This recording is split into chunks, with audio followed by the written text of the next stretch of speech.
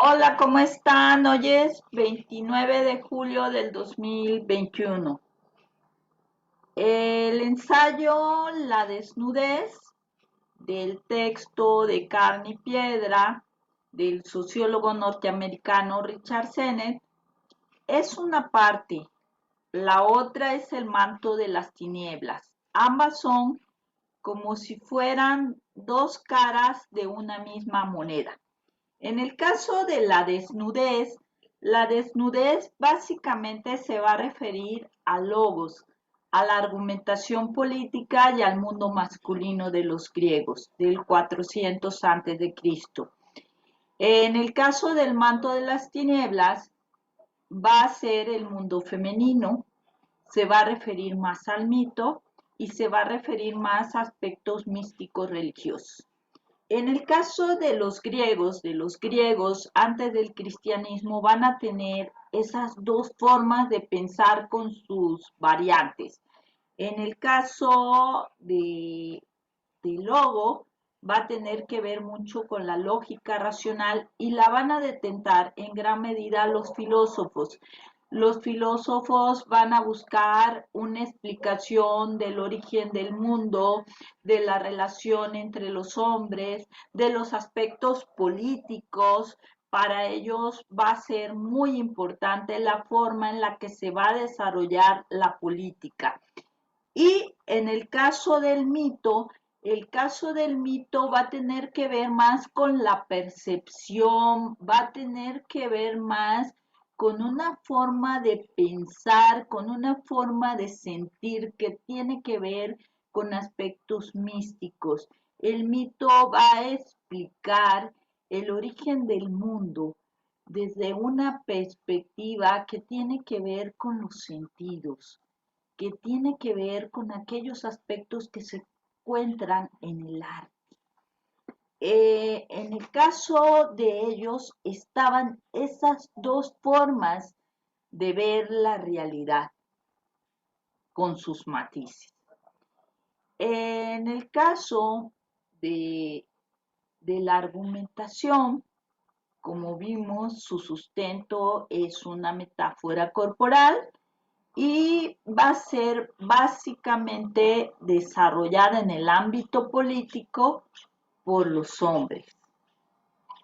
Eh, la sexualidad va a ser muy importante en la vida cotidiana de los griegos y se va a reflejar mucho en sus edificaciones. En el caso de los griegos, van a buscar que sus edificaciones se vean majestuosas. Muchas de sus edificaciones van a estar en las partes más altas de las montañas para que precisamente otros pueblos vean lo majestuoso que eran, para que precisamente otros pueblos los vean. En el caso de ellos consideraban que eran civilizados porque manejaban la argumentación y que otros pueblos, como los espartanos, eran bárbaros porque solamente sabían pelear, pero no manejaban la argumentación. Hoy lo que vamos a hacer es un recorrido por el Ágora. Imagínense ustedes el centro de Jalapa. Imagínense ustedes que ahí está el Palacio de Gobierno, que ahí está el ayuntamiento, que ahí está la catedral y que los grupos organizados o no organizados van a debatir aquellos asuntos que les preocupa con los funcionarios, con los representantes del gobierno. Que también al centro de la ciudad se va a adquirir insumos, que también en el centro de la ciudad se resuelven algunos aspectos legales. Algo así sucedía en el Ágora.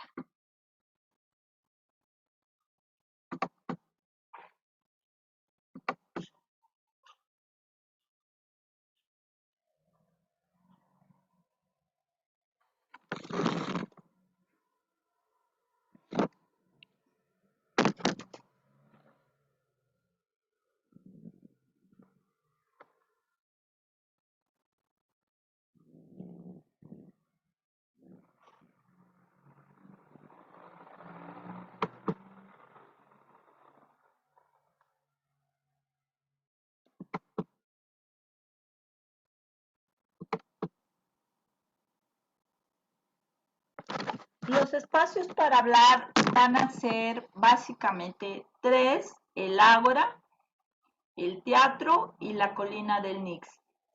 El Ágora y el teatro no van a funcionar de manera simultánea para los aspectos políticos. En el caso del Ágora, el Ágora estaba abierta para la mayoría de las personas, sin embargo estaba restringida para los esclavos, para los extranjeros. En el caso de los esclavos eran los que sostenían en gran medida la economía. En el caso de los pueblos paganos, mucha de su economía tenía que ver con la guerra, porque iban a guerrear, a saquear a otros pueblos, a abastecerse y a traer esclavos. En el caso de los griegos, sobre todo, que despreciaban el trabajo físico, pues los esclavos eran los que hacían gran parte del trabajo físico. La región que conformaba la polis griega era una región muy amplia. Era una región formada por varias poblaciones, por islas. Sin embargo, pues gran parte de estos no podían ir al Ágora a debatir. Incluso en la propia Atenas, no todos los ciudadanos podían ir al Ágora a debatir. Muchos ciudadanos, los que vivían en las afueras, los que vivían lejos del Ágora, pues no podían acudir a debatir sobre los asuntos públicos. Entonces, Sennett considera que era un 5% de los ciudadanos varones los que se dedicaban a debatir sobre los asuntos públicos. También aquí vamos a ver algunos aspectos que tienen que ver con la economía y que precisamente pues se reflejan en la urbanización. En el caso de los que participaban en la política eran aquellos que tenían un capital de 6.000 dracmas. Un trabajador común ganaba un dracma diario. Entonces, la política básicamente la va a desarrollar el sector pudiente masculino. En el caso del Ática, que es precisamente como se denomina la región que tiene que ver con la polis griega, pues es un espacio bastante grande. Sin embargo, pues tampoco no todos los ciudadanos de estas poblaciones podían participar en el caso de los asuntos políticos. En el caso de la gente que vivía en Atenas y que vivía lejos del Ágora, algunos vivían a 40 kilómetros y pues el terreno no era plano, el terreno era entre cerros, entonces las horas que hacían para caminar estos eran cerca de 4 horas. Por tanto, pues no podían dejar sus actividades para concentrarse en el Ágora. El Ágora era un caos, les digo, imagínense ustedes el centro de Jalapa en un momento en el que hay muchas movilizaciones, ¿no? Era un espacio caótico, era un espacio en donde se desarrollaban desde rituales religiosos hasta préstamos bancarios, una especie de préstamos bancarios que era una banca que se ponía abajo del sol en una mesita y ahí se hacían los préstamos. También cerca del Ágora había algunas casas. Las casas de los sectores pudientes eran de 2 pisos, de teja. Las casas de la gente que no era muy pudiente era de una sola planta con un jardín en medio.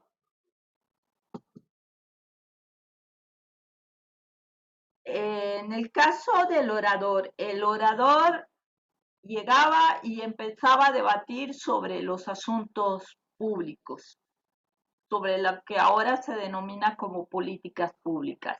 Y entonces la gente que iba al ágora a resolver alguna actividad se acercaba al orador y en igualdad de circunstancia podía participar en el debate, los dos parados, como en el caso de como ellos consideraban que se debían de dar las relaciones sexuales entre dos hombres en igualdad de circunstancias.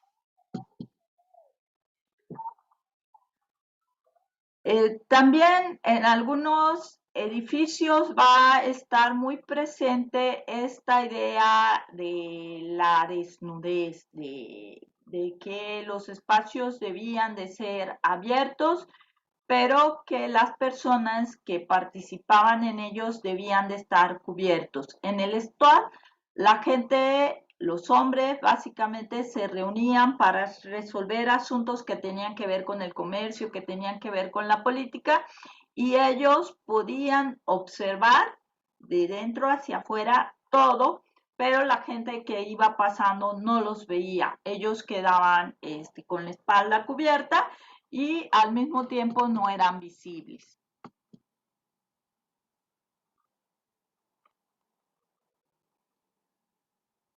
Todas estas actividades simultáneas que se desarrollaban en el ágora generaban que la voz se diluyera, que la voz se perdiera, se, se esparciera, se diluyera en el espacio.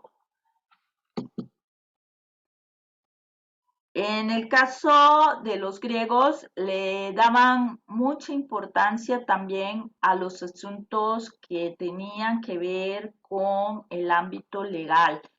Uno de los edificios en los que se desarrollaban este tipo de argumentos era un edificio que tenía paredes bajas y que no tenía techo.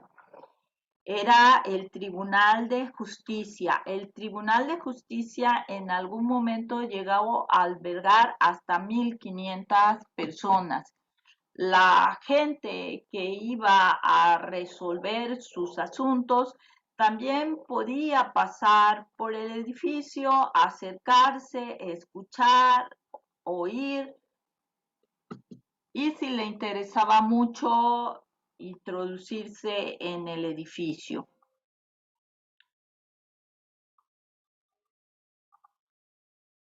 Una de las acciones que se desarrollaba cada año y en la que se buscaba que participaran la mayoría de la población es un poco como la votación que se va a hacer el domingo.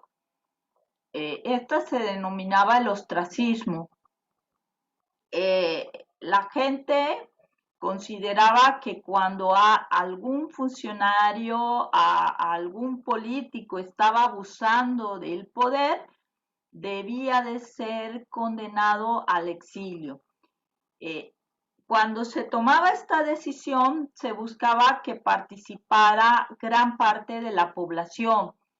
Eh, eh, eh, es, esta votación se hacía a las primeras horas de la mañana para que participaran todos y a los campesinos, a los artesanos, le pagaban el día, le pagaban el estipendio para que estuvieran presentes. La gente se reunía, votaban por familia, este, ese día y decidían reunirse más adelante para ver si realmente la persona por la que habían votado que debía de ser exiliada, que debía de sufrir el exilio, era merecedora de este.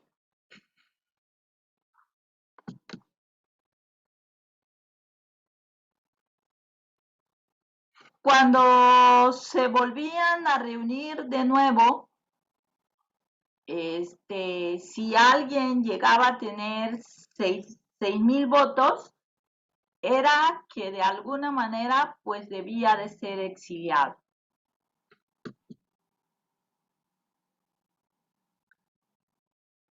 En el caso de las conglomeraciones que se daban en el ágora, para que el orador pudiera hablar, debía de ver a los demás de frente y al mismo tiempo para poder separarse de la muchedumbre, debía de caminar erguido y debía de dar zancadas muy grandes. Eso era así como muy importante.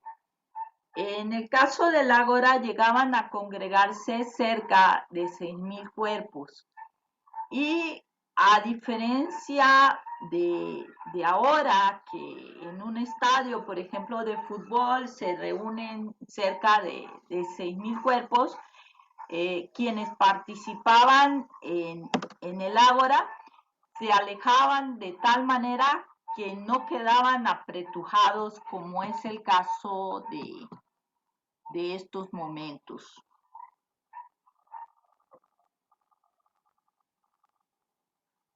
Mm, había varios edificios especializados, no solamente los edificios para resolver los asuntos jurídicos, sino también había algunos edificios para resolver algunos aspectos que tenían que ver con la política, algunos aspectos que tenían que ver con la cuestión de la ciudad, con el cuidado que debía de tener la ciudad. Mm, para los filósofos, la cuestión económica y la cuestión política debía de estar separados. O sea, ellos veían que la política era una actividad que merecía estar totalmente separada de aquellos aspectos que tenían que ver con el comercio y que tenían que ver con la religión.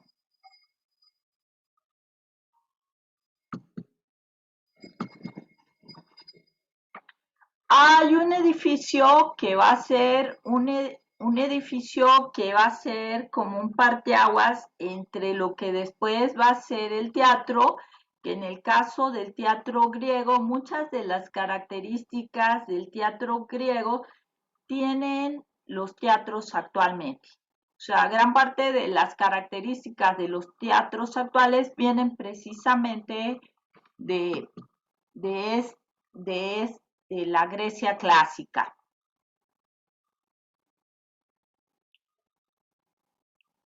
En el caso del Voluterión, sí va a tener un techo, va a tener asientos un tanto empinados.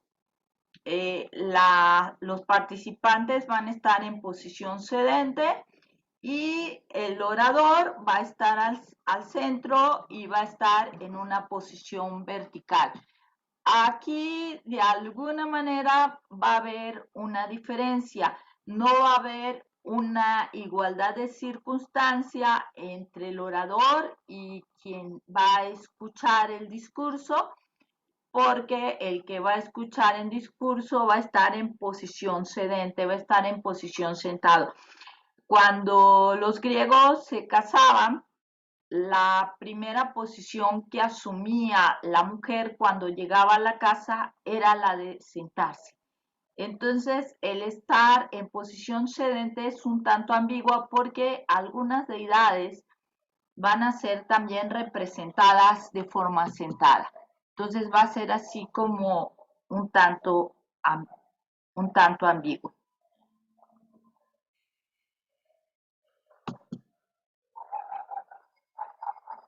Eh, Así como se muestran los asientos en el Buliterión, va a ser la forma en la que posteriormente van a tener los asientos el teatro.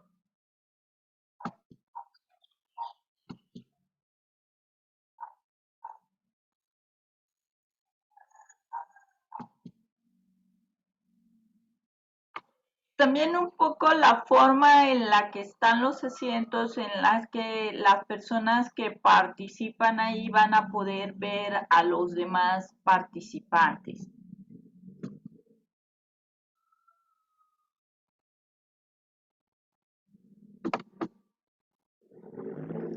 Bueno, eh, lo que pudimos ver es que en el Ágora el discurso político se va a desarrollar en igualdad de circunstancia, tanto en el caso del orador, que muchas veces era el representante de los grupos políticos, para poner en el debate algún problema que tuviera que ver con la ciudadanía en general, pero la ciudadanía se podía incorporar en igualdad de circunstancias. Quienes se incorporaban básicamente eran los hombres. En el caso de las mujeres no participaban tanto en el debate político. En el caso de los esclavos no participaba, ni era el caso de los extranjeros. Gran parte de la región de la polis griega no podía participar de manera cotidiana en los debates que se hacían en el ágora. Una de las decisiones en las que se buscaba una participación más amplia era el ostracismo. En el caso del ostracismo era condenar al exilio a aquellos representantes populares que estaban abusando del poder o a aquellas gentes que se dedicaban al comercio que abusaban del poder. Para esto sí les pagaban el estipendio a las personas para que participaran. Y era una votación que se hacía a primeras horas de la mañana para que estuvieran la mayoría de los ciudadanos. Se tomaba primero una primera decisión con respecto a quienes eran merecedores del exilio y algún tiempo después pues se reafirmaba esta decisión. En el caso de la democracia se hacía básicamente las decisiones se van a tomar a mano alzada o en algunos casos en una especie de urnas y con piedras. En el caso del ostracismo, gran parte de las decisiones eran por familias. Vimos también el Voluterión, que va a ser un espacio que es muy semejante a como después va a ser el teatro, que va a ser otro de los espacios en donde se va a desarrollar el discurso político y en este lugar no va a ser en igualdad de circunstancia porque los participantes van a estar sentados y el orador va a estar parado. Los problemas que se van a desarrollar en el ágora con respecto al discurso político va a ser que la voz se va a dispersar y que va a haber demasiadas actividades, que en el caso de los filósofos van a considerar que las cuestiones que tenían que ver con el mercado debían de estar totalmente separadas de los aspectos políticos. Bueno, para la próxima tarde que nos veamos por este espacio, lo que veríamos sería el teatro. Bueno, me dio mucho gusto estar con ustedes compartiendo este hermoso texto. Este texto en el que las diversas disciplinas se van a articular para presentarnos esta visión de la ciudad y, y las personas que viven en ellas. Porque vamos a encontrar la historia, porque vamos a encontrar el arte, porque vamos a encontrar antropología, porque vamos a encontrar la literatura. En el caso de Richard Sennett, estudiaba música, tocaba el trombón y va a tener un accidente en la mano que va a ser lo que lo va a llevar a estudiar sociología. Entonces, precisamente en su caso está la percepción y la sensibilidad de alguien que maneja la pluma de tal manera que nos va a ir llevando por los espacios como si nos llevara de la mano, como si nos hiciera un viaje en el tiempo y nos fuera llevando por cada uno de los espacios que van a conformar Atenas.